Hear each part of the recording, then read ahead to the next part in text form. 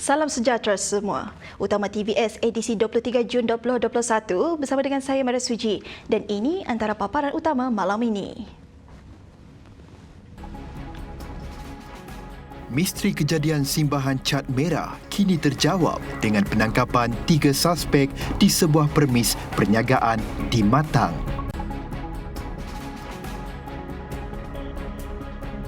Sebanyak 650,000 dos vaksin CanSino bakal tiba menjelang pertengahan Julai.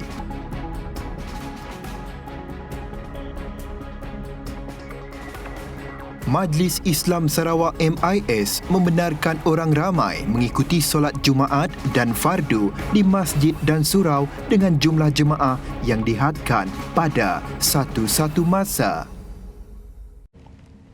Misteri kejadian simbahan cat merah yang menghantui seorang individu di Kuching sejak bulan lepas kini terjawab dengan penangkapan 3 suspek di sebuah premis perniagaan di Matang. Hari ini, saya ingin berkongsi dengan tuan-tuan satu kejayaan, tangkapan dan rampasan bersabit dengan satu kejadian yang mana pada 20 hari bulan Jun, satu mangsa telah membuat laporan setelah mendapati 2 biji kenderaan, kemudian rumah telah disimbah dengan cat warna merah. Suspek tempatan yang berusia antara 23 hingga 32 tahun itu berjaya ditangkap pasukan khas yang diketuai ASP Marcel Irnius Mustari dan ASP Simon Renang dalam satu operasi pada jam 1.30 petang. Kesemua suspek tidak memiliki rekod lampau, jenayah dan lulus ujian dadah dan ketiga-tiga merupakan ejen sebuah syarikat peminjam wang berlesen. Turut dirampas semasa serbuan ialah 2 set komputer, fail-fail, buku-buku pelbagai rekod, buku catatan, kad perniagaan, borang pinjaman dan 4 telefon bimbit. Terdahulu pihak polis telah menerima laporan daripada pengadu yang mendapati 2 buah kenderaan dan pintu rumah telah dicat dengan cat merah berserta sekeping nota ugutan. Menurut Ketua Polis Daerah Kuching SCP Ashman Bajak, kejadian ini merupakan insiden kedua dalam masa sebulan. Kejadian pertama dikatakan berlaku pada bulan Mei. Kes disiasat di bawah Seksyen 5-2 Akta Pemberi Pinjam Wang 1951 dan Seksyen 507-427 Kanun Keseksaan kerana unsur ugutan jenayah, manakala insiden simbah cat disiasat di bawah Seksyen 427 Kanun Keseksaan. Seorang wanita berusia 33 tahun antara 3 individu diberkas untuk membantu siasatan polis dalam satu kes ragut di Taman Matang Bersina pada Selasa.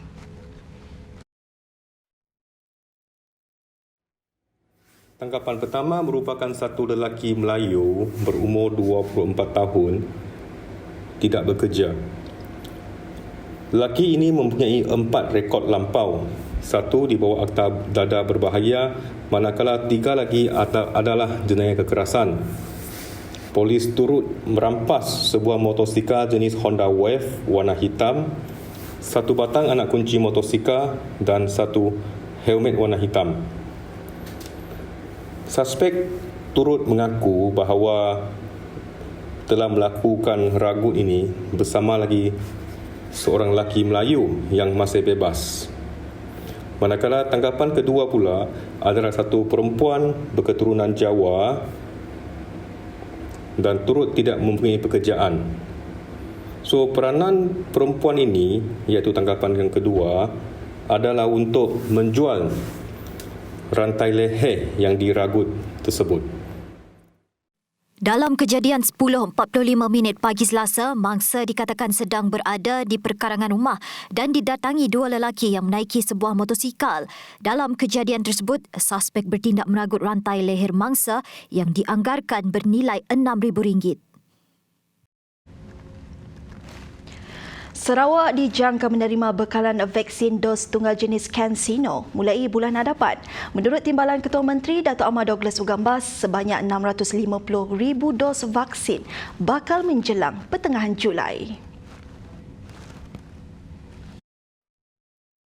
Ugah yang juga pengerusi Jawatankuasa Pengurusan Bencana Negeri JPBN Sarawak berkata penggunaan vaksin dos tunggal adalah sesuai untuk program imunisasi COVID-19 kebangsaan di kawasan pedalaman terutamanya dalam kalangan masyarakat Penan. Sarawak memang telah menempuh, we have requested for 650,000 doses to be given to Sarawak. We requested the number in view of the number of the interior area. This casino is memang sesuai untuk kawasan pedalaman yang jauh supaya kita cuma satu kali saja. Terdahulu vaksin dengan dos tunggal itu sudah diluluskan oleh Bahagian Regulatori Farmasi Negara NPRA. Malaysia akan menerima sejumlah 3.6 juta vaksin CanSino bermula bulan depan. Baik, sementara itu tindakan sesetengah negara maju menyorok bekalan vaksin COVID-19 yang diperlukan oleh negara-negara membangun disifatkan sebagai satu amalan yang sangat tidak bermoral. Kritikan pedas itu disuarakan Menteri Penyelaras Program Imunisasi COVID-19 Kebangsaan, Khairi Jamaluddin. Khairi yang juga Menteri Teknologi, Sains dan Inovasi berkata beliau terpanggil untuk sekali lagi menyuarakan mengenai perkara ini dengan menegaskan Bank Dunia memainkan peranan penting mengatasi masalah tersebut. Negara-negara membangun menghargai sumbangan vaksin yang akan diterima oleh negara-negara kaya dalam beberapa minggu akan datang. Bagaimanapun apa yang terjadi sejak beberapa bulan lepas tidak sepatutnya berlaku, iaitu mendominasi bekalan vaksin, tambah beliau. Terdahulu, Khairi berkata bekalan vaksin COVID-19 yang lambat sampai ke Malaysia disebabkan beberapa negara maju terlebih dahulu membelotnya.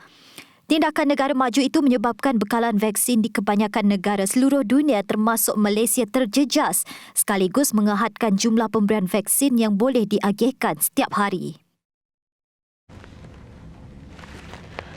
Pusat Pemberian Vaksin PPV Dewan Laki Sibu yang beroperasi sebagai PPV bergerak telah pun memulakan operasinya. Menurut Penyelaras Jawatankuasa Pengurusan Bencana Bahagian Sibu, Dr. Anwar Rapai, PPV itu akan beroperasi selama 5 hari dan mensasarkan pemberian vaksin kepada penduduk di kawasan Masjid An-Nur dan kampung-kampung di sekitarnya. Hari ini kita cuba 400 dahulu. Kalau hari ini perjalanannya bagus, kita akan menambah esok kepada 6 hingga 700. Setakat ini yang telah mendaftar ke call team kita ialah seramai 3,000. Dan kita cuba nak mempertingkatkan usaha untuk memastikan seberapa ramai yang boleh mendapatkan vaksin secepat mungkin. Dalam pada itu, tegas Anwar tiada walk-in dibenarkan di PPV bergerak berkenaan bagi mengelakkan berlakunya kesesakan. Mekanisme kita ialah di mana Jawatankuasa Kebajikan dan Keselamatan Kampung iaitu JKKK akan menghantar nama ke call team kita dan call team ini akan memanggil mereka untuk diberi waktu dan juga hari di mana mereka boleh datang ke sini untuk mendapatkan vaksin. Kita tidak ada proses ataupun tidak ada memberi walk-in sebab kita tidak mahu walk-in ini mungkin menimbulkan kekecohan disebabkan mereka datang ikut masa mereka dan mungkin berlakunya kesesakan dan menunggu lama. PPV berkenaan merupakan kerjasama antara Angkatan Tentera Malaysia, ATM, Lembaga Amanah Kebajikan Islam Sibu, Lakis dan Masjid An-Nur Sibu. Seramai 39 anggota ATM ditugaskan di PPV berkenaan. Sementara itu, Dr. Anwar turut memaklumkan PPV Dewan Lakis turut akan dijadikan sebagai pusat pemberian vaksin kepada ahli jawatankuasa, pengurusan masjid, gereja dan tokong. Menurutnya, ia merupakan inisiatif pihak Masjid An-Nur untuk memberikan suntikan vaksin COVID-19 kepada ahli rumah ibadat di seluruh Sibu. Saya akan menetapkan masa dan tarikh tertentu, a specific date for them untuk divaksinkan di sini. Kita telah mengumpul nama-nama mereka, iaitu terdiri daripada rumah-rumah ibadah ini, termasuk temple, termasuk gereja, termasuk juga church dan lain-lain tempat rumah ibadah di sekitar Sibu. Kita akan panggil mereka untuk mendapat vaksin di sini. Jelasnya setakat ini sebanyak 150 orang telah berjaya dikumpulkan dan sekiranya jumlah itu bertambah, beliau akan meneliti semula pusat pemberian vaksin yang lebih besar. Ia bagi memastikan semua ahli jawatan kuasa pengurusan rumah ibadat yang sering terdedah kepada orang ramai ketika menjalani aktiviti keagamaan menerima suntikan vaksin secepat mungkin. At the moment, I have 150 of them. But if things grows bigger, I already have discussion with Rejang Medical Center whether we can give to more people. If that, then we have to look for a big place for all these religious bodies, as well as especially those who are involved in running day and day of the rumah ibadat, place of worship, because they are the people who will mix with a lot of people during the prayers, during the mass, or so we want them to be given vaccination as soon as possible as well.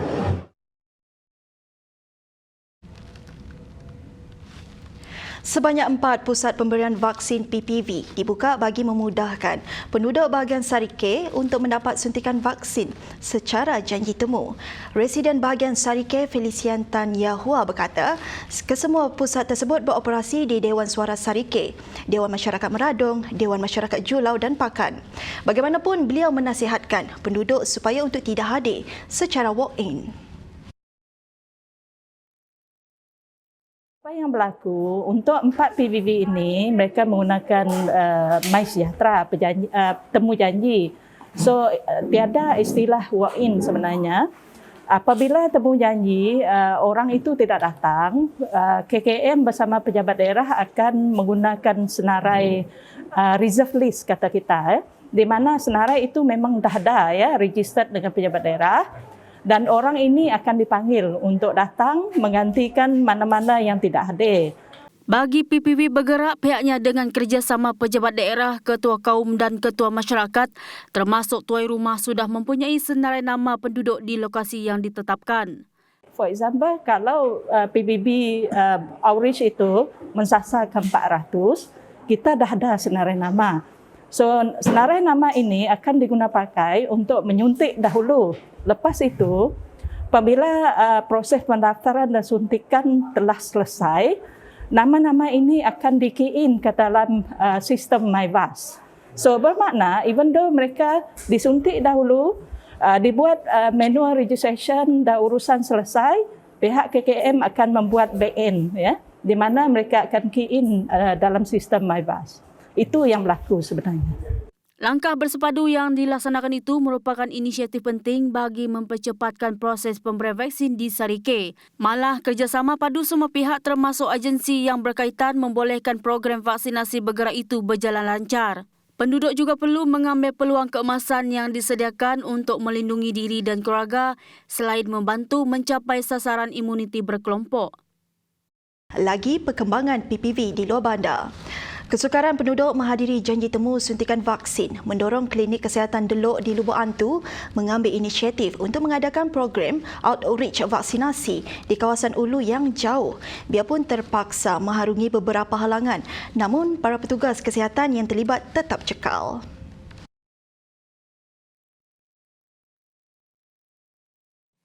Menggunakan bot panjang menerusi arus deras Sungai Derlok selama 40 minit antara cabaran yang dilalui para petugas klinik kesihatan Derlok untuk ke rumah panjang Nanga Sumpa di daerah Lubuk Antu bagi melaksanakan program vaksinasi outreach di kawasan Ulu.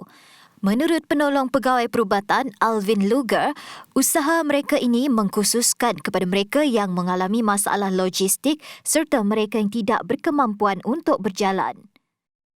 Jadi kami mulakan proses vaksinasi ke Ulu, laban ngambil sidak ke Hari Ulu oleh menerima vaksinasi liputan penuh lah bagi semua sidak ke layak 18 tahun ke atas. Jadi kami ditop meri vaksin jenis Sinovac lah, minyak 2 gig dos. Jadi hari itu menerima sambutan yang manah lah daripada semua penduduk rumah panjang Nanga Sumpa, rumahan dah, Mbak Nanga Sumpa itu amat manah nagai bala semua. Jadi aku kabri ribuan terima kasih nagai bala semua rakyat Nanga Sumpa, laban udah setuju memberi sokongan penuh nagai kami semasa proses vaksinasi itu. Setakat ini di kawasan Delok, 3 buah rumah panjang telah menerima suntikan dos pertama iaitu Rumah George Tapang Punga, Rumah Nyindang Nanga Delok dan Rumah Andah Nanga Sumpa. Manakala 3 buah rumah panjang lagi akan dilaksanakan dalam masa terdekat, antaranya Rumah Ribon Manyang Sedih, Rumah Janggong Palataong dan Rumah Ninting Nanga Jambu. Proses vaksinasi di kawasan Ulu Delok dijangka tamat 100% sepenuhnya pada Khamis untuk dos pertama.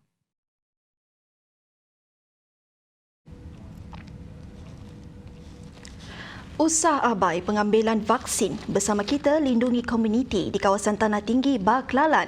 Demikian seruan Timbalan Menteri Kementerian Pembangunan Luar Bandar merangkap Ahli Parlimen Lawas Datuk Henry Sum Agong kepada masyarakat di Baklalan.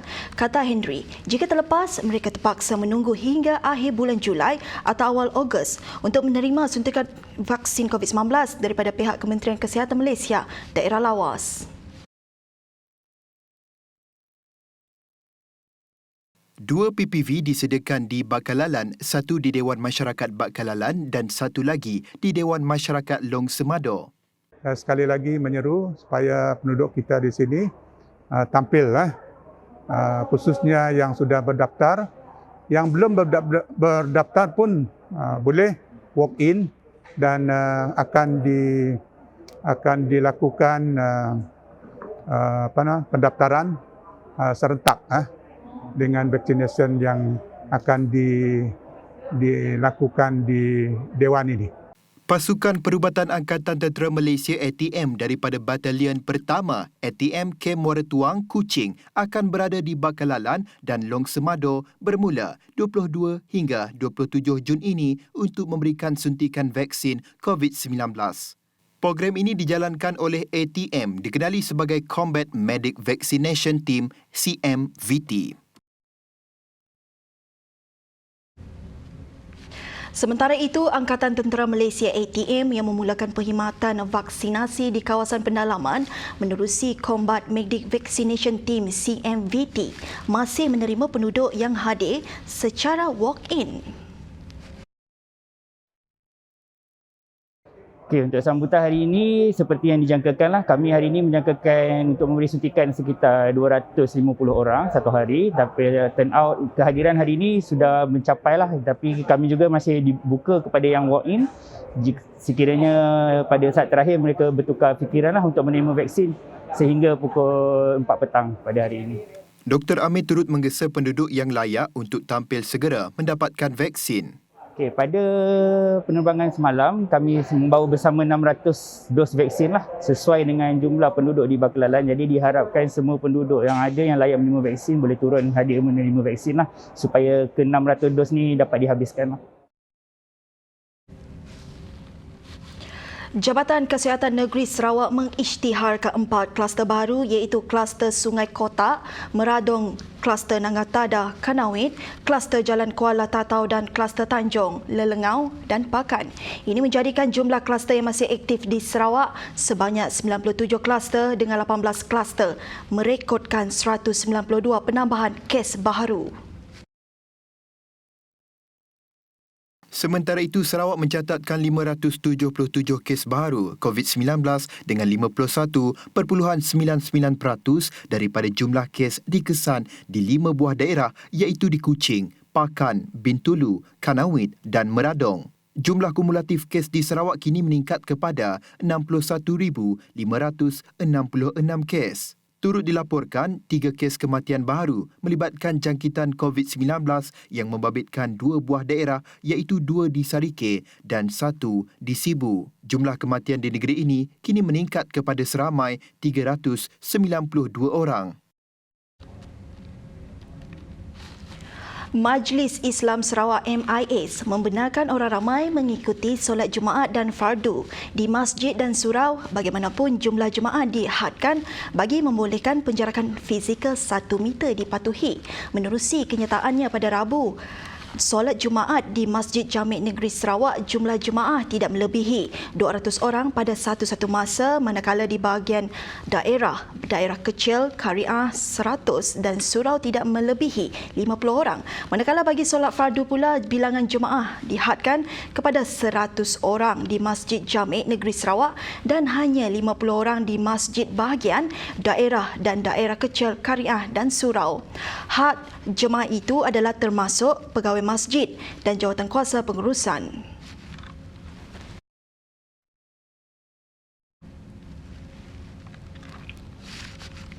Kepimpinan melalui teladan. Itu adalah pegangan 4 orang pensyarah Universiti Kebangsaan Malaysia UKM setelah mendapat tahu TVS menyediakan slot untuk orang ramai berkongsi hasil kandungan kreatif. Mereka terus menghasilkan sebuah program 30 minit. Mereka mahu program yang dihasilkan bakal membakar semangat pelajar mereka untuk turut menerbitkan pelbagai kandungan kreatif.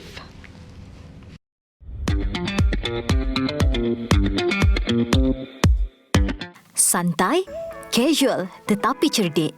Unleash adalah sebuah program bual bicara yang dihasilkan sekumpulan pensyarah UKM. Menurut Pengerusi Pusat Kajian Media dan Komunikasi UKM, Profesor Madya Dr. Emma Mirzawati Muhammad, beliau dan rakan-rakan di UKM menyahut pelawaan TVS untuk bekerjasama menghasilkan kandungan siaran. Dr. Emma juga adalah seorang hos untuk program Unleash. Program ni sebenarnya kita nak mencapai bukan sahaja pelajar-pelajar kita lah. Kita nak mencapai juga kepada anak-anak muda di luar sana yang berminat, yang sebenarnya memang terlibat dalam penghasilan konten melalui media-media sosial mereka. Dan kita tengok generasi ini adalah sangat kreatif dan sangat bersemangatlah bila dia nak membuat konten kan, dan kita rasa program ini dapat membantu generasi muda untuk memikirkan situasi yang menarik, konten-konten yang menarik yang boleh dibangunkan, dan juga memikirkan isu-isu tentang etika, isu-isu tentang apakah impak kepada konten yang mereka hasilkan. Tambah beliau, sebagai pensyarah, mereka perlu menunjukkan contoh agar diikuti oleh pelajar. Keupayaan 4 orang pensyarah ini menghasilkan sebuah program berilmu tetapi dengan pendekatan yang sangat santai bakal menambat hati penonton muda. Ini kerana mereka menggunakan elemen inform, educate dan entertain.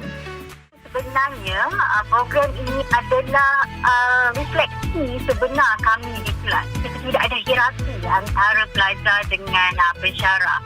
Tapi dalam masa yang sama pelajar-pelajar kita memang menghormati kita sebagai pensyarah.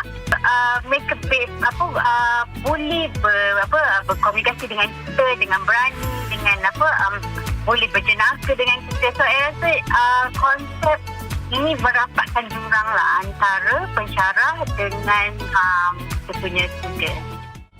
Selain UKM, TVS telah menerima pelbagai kandungan kreatif daripada pelajar-pelajar Swinburne University dan Tellers University. The history and culture of the people in this region and explore their ways of salt making, beadwork, barcloth. The Mental Health Association of Sarawak provides professional therapy service. Healthy diet can make a significant difference in the way we think, look. Universiti Malaysia Sarawak UNIMAS juga telah menyatakan hasrat untuk menghantar program untuk disiarkan di pelbagai platform TVS. Program Unleash dapat ditonton di pelbagai platform digital TVS. TVS yakin dengan cara ini, pelajar-pelajar institusi pengajian tinggi dapat mengetengahkan bakat mereka dan ini akan membuat mereka lebih berjaya dalam pasaran pekerjaan dan industri kandungan negara akan terus berkembang maju. Tiba tanya, hey, mana you punya publication? Mana you punya research? Jenuh, macam guna konsep. Tiba. Sri Paduka Baginda Yang di-Pertuan Agong Al-Sultan Abdullah Riayatuddin Al-Mustafa Bilal Shah menzahirkan ucapan setinggi-tinggi tahniah kepada atlet angkat berat Paralimpik negara Boni Bunya Gustin di atas pencapaiannya. Sri Paduka Baginda turut menzahirkan rasa sukacita dan bangga di atas kejayaan beliau sekaligus melakar sejarah baru buat sukan angkat berat dan negara dan mengharumkan nama Malaysia di pesada dunia. He's one of the greats around right now, Boni Bunya Gustin. A new world record of 230 kg. That came in the power. Dalam pada itu, Menteri Belia dan Sukan Sarawak Datuk Abdul Karim Rahman Hamzah berkata, keputusan yang diraih atlet kelahiran Sarawak itu mampu menyumbang kepada kejayaan pada Sukan Paralimpik di Tokyo kelak. Sebelum ini pun beliau telah dapat mencapai prestasi yang cukup baik di peringkat Asia dan ini adalah di peringkat dunia dalam jangka masa 1 bulan ataupun 2 bulan. Ini adalah satu pencapaian yang begitu membanggakan kita dan harapan saya dengan pencapaian seperti ini apabila beliau pergi ke Paralimpik di Tokyo nanti, insyaAllah kemungkinan dapat membawa balik pingat emas. Sementara itu, menurut jurulatih powerlifting negara, Jamil Adam, keputusan yang diraih Boni pada kejohanan kali ini adalah rekod terbaik Boni sepanjang musim sekaligus merupakan pencapaian tertinggi setakat ini. Of course, sebagai jurulatih saya rasa amat gembira dengan pencapaian yang dicapai sekarang. Dan walaupun berbagai rintangan yang kita hadapi dalam persediaan ini semasa musim pandemik ini, tapi walau bagaimanapun dengan komitmen, dengan kata kita disiplin yang dia bagi dan berjaya mencapai sasaran yang kita tetapkan untuk pertandingan ini. Boni Bunyau berjaya memecahkan rekod dunia pada kejohanan Piala Dunia Powerlifting Faza Dubai ke-11 di Emirat Arab Bersatu, UAE. Kejayaan Boni mengangkat bebanan seberat 230 kg untuk kategori atas 72 kg turut membuatkannya berjaya membawa pulang pingat emas. Sementara itu, perak dan gangsa dibawa pulang atlet dari China, Peng Hui dengan angkatan 214 kg manakala Namani Inusan dari Nigeria pula dengan angkatan 213 kg. Pasukan Sarawak United FC dijangka akan kembali beraksi di Stadium Negeri Kuching untuk perlawanan pertama mereka sebagai tuan rumah. Kapten Sarawak United FC Taylor Regan mendedahkan mereka sudah tidak sabar untuk membuat penampilan di Sarawak selain memastikan penyokong di negeri ini berbangga menyaksikan persembahan mereka. Bagaimanapun, hasrat untuk beraksi di Bumi Kenyalang itu masih bergantung kepada situasi pandemik COVID-19. It's been a small break with Ramadan and the international break, but now we're back training. We're in a camp. We're working hard and we're looking forward to our game against Perak in Kuching. It's been a long time for a lot of Kuching boys since they've been back, and hopefully in the near future our fans can come and watch us play at the stadium and we can make them proud. Dalam pada itu, Ketua Jurulatih Sarawak United FC, E.L. Lavarasan berkata, tumpuannya kini adalah memberikan komitmen sepenuhnya pada perlawanan akan datang memandangkan terdapat beberapa pasukan dari Liga Perdana telah menggantikan pemain-pemain import mereka untuk memperkuatkan jentera pasukan masing-masing. So, kita kena fokus dan kita kena bagi tumpuan yang lebih konsentrate untuk game-game yang kita akan hadapi. Sekian sahaja Utama TVS malam ini bersama dengan saya Mara Suji. Salam hormat dan jumpa lagi.